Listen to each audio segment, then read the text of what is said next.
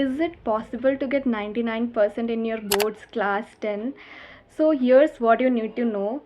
So before starting, I want to introduce myself that I am Sanjana Das, currently a first year MBBS student at SLN MCH Koraput, and basically I secured 97.2% in my class 10th with only 6 months preparation in CBSE board. जब पहले हमारे pre boards और reviews होते थे तब सिर्फ मेरे 91 से 92% तक ही रहा करते थे, तो मैंने बोर्ड्स में कैसे 97.2 और भी सिर्फ 6 मंथ्स प्रिपरेशन में किया, वो मैं वीडियो में बताने वाली हूँ. So in this video I will be sharing tips to score 95% or above in class 10. Must have resources, revision strategies, common mistakes and much more. So you can see my subjects in class 10 and I scored 99 in maths. That's the highest. और सबसे पहले अगर maths से ही start किया जाए तो मैंने maths के लिए क्या क्या किया था. सो NCERT तो मस्ट है, वो करना है. और उसके बाद जो मैंने रिसोर्स यूज़ किया था वो था RD शर्मा. यस, NCERT से पहले मैंने RD शर्मा स्टार्ट किया और उसको पूरा बनाया एक एक एग्जाम्पल के साथ. RD Sharma helps me a lot for getting all the problems solved.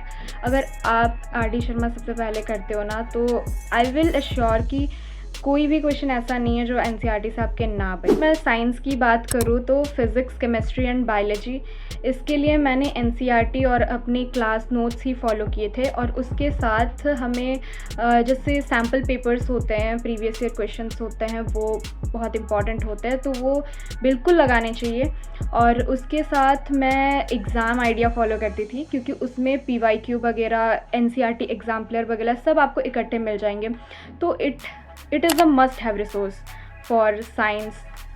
और देन मैं क्या करती थी कि SST जो है वो थोड़ा लर्निंग वाला पार्ट है और उसको कहते हैं कि अगर आप सुबह सुबह उठ के वो थोड़ा याद करो तो बहुत अच्छे से रिटेन रह जाता है. और आप स्लॉट्स बना के अगर पढ़ोगे तो उससे आपका फोकस भी बढ़ता है. क्योंकि अगर मैं एकदम स्टार्टिंग 6 बजे से और 12 घंटे कंटिन्यूस बैठ रही हूँ तो इससे कोई इफ़ेक्टिव फ्रूट तो मुझे मिलने से रहा. सो व्हाट आई डिड कि छोटे छोटे अगर 3 घंटे आप बैठ सकते हो तो 3 घंटे का स्लॉट्स बनाओ, नहीं तो 2 घंटे इज़ इनफ. उतने स्लॉट्स में आप मैक्सिमम चीज़ें पढ़ सकते हो और उसे रिटेन भी कर सकते हो. सो आई विल से दैट अगर सुबह का टाइम मैं रखती थी अपने लिए, सुबह 4 बजे से मैंने हमेशा वो 6 मंथ्स के जर्नी के दौरान सुबह 6 बजे उठ के मैं हिस्ट्री बेसिकली पढ़ती थी. क्योंकि वो मुझे थोड़ा लगता था कि कहीं ना कहीं वो वीक पॉइंट बन सकता है हमारे बोर्ड्स में, क्योंकि बहुत सारे लर्निंग चीज़ें होती है तो उन्हें याद रखने के लिए मैं मॉर्निंग शिफ्ट देती थी. उसके साथ सोशल साइंस में मैंने पूरी NCERT रीडिंग करनी है क्योंकि उसमें आपको बेसिकली याद करने नहीं होते हैं, आपको खुद से बना के लिखना पड़ता है. तो चैप्टर में क्या है क्या नहीं है, एवरीथिंग ओके.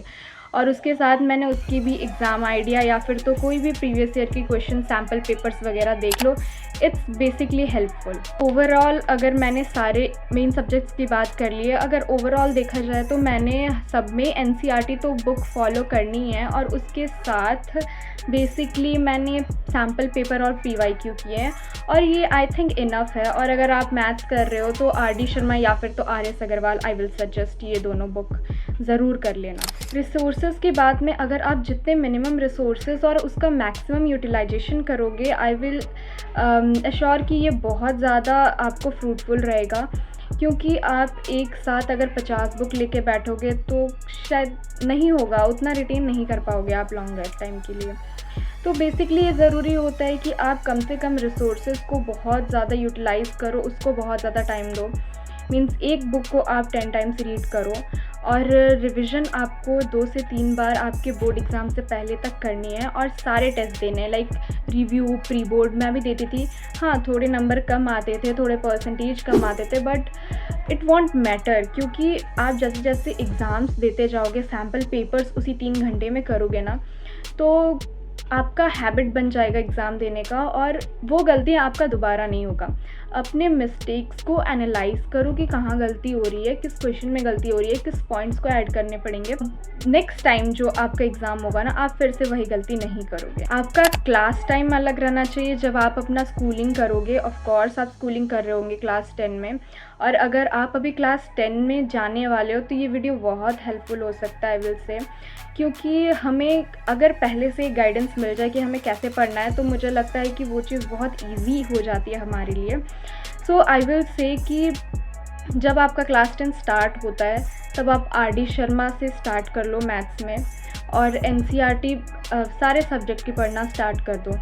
ये बहुत ज़्यादा हेल्पफुल रहता, ताकि आपका कम से कम आपका फेब में अगर एग्ज़ाम हो तो आपका जनवरी तक सब ख़त्म हो जाए, इनफैक्ट दिसंबर तक ख़त्म हो जाए और आप 1-2 रिवीजन कर लो। क्योंकि रिवीजन कैसे करना है, तो सबसे पहले जब आप पहली बार रीडिंग करते हो या पहली बार क्वेश्चंस अटेम्प्ट करते हो और आपसे नहीं बनते, मान लो कि मैथ्स का कोई सवाल है जो मुझे थोड़ी सी डिफ़िकल्टी आ रही है, तो मैं उस क्वेश्चन को मार्क कर लूँगी। और उस क्वेश्चन को उससे मार्क करने से क्या होगा, जब आप नेक्स्ट टाइम रिवीजन करोगे ना, आपको सारे क्वेश्चन करने की ज़रूरत नहीं पड़ेगी। जो आपने मार्क्स किए हैं आप सिर्फ वही क्वेश्चन करो डेफिनेटली, क्योंकि बाकी सारे तो आपसे बन जाते हैं, बस जो मार्क किए हुए हैं उसमें दिक्कत आ सकती है। तो उसको जितने टाइम हो सके आप खुद से बिना देखे बनाने की कोशिश करो। आई एम श्योर कि अब आपसे वो क्वेश्चन बहुत अच्छे से बनने लगेंगे, और वैसे क्वेश्चन अगर आते हैं बहुत अच्छे से सॉल्व हो जाएंगे।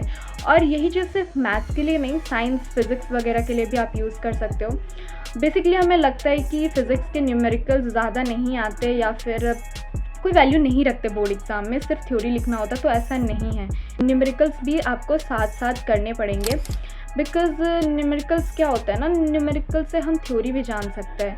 अगर आपको थ्योरी पता है, बेसिक नॉलेज पता है, तो आप न्यूमेरिकल बना लोगे, और अगर आपका न्यूमेरिकल स्ट्रॉन्ग है ना, it will help you further. Okay, सबसे इम्पॉर्टेंट चीज़ है अपने टाइम टेबल पे स्ट्रिक्ट रहना। जैसे कि मैंने अपने क्लास 10 में बनाया था कि हाँ, मुझे सुबह 4 बजे उठना है, ये कंप्लीट करना है, वो कंप्लीट करना है।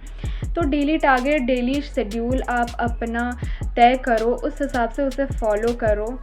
एंड ये चीज़ जो थी कि मैं अपना 12 to 13 आवर्स बेसिकली पढ़ती थी, और ये संडे का एक्चुअली था मेरा, क्योंकि बाकी डेज़ पे स्कूलिंग हुआ करती थी। तो स्कूलिंग के अगर हम 6 से 7 घंटा निकाल दें, क्योंकि वो आपके सेल्फ स्टडी पे काउंट नहीं होते हैं, तो सेल्फ स्टडी आप एक्स्ट्रा 6 आवर्स करने पड़ेंगे।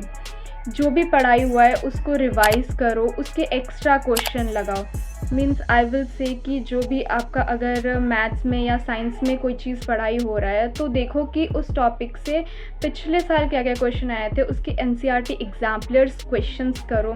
और हाँ, in text questions is a must, आप उसे अवॉइड नहीं कर सकते। अगर आपके वो बन रहे हैं ना, तो बेसिकली आप क्वेश्चंस कर लोगे आपके बोर्ड एग्ज़ाम में भी। और टाइम मैनेजमेंट बहुत इम्पॉर्टेंट है, उस पर भी काम करना पड़ेगा। कि आपके पास सब्जेक्टिव क्वेश्चंस होते हैं, सारे क्वेश्चन MCQ नहीं होते हैं, तो उस 3 घंटे में आपको अपनी स्पीड, एक्यूरेसी दोनों को संभाल के, मैनेज करके, हैंडल करके आपको आगे बढ़ना पड़ता है। वीडियो को लाइक करना और शेयर करना। ये वीडियो उन सभी के लिए जो 10th में जाने वाले हैं। अगर अभी कुछ नहीं किया तो अभी भी बहुत वक्त है कि आप अपना बेस्ट दे सको। Thank you for watching this video.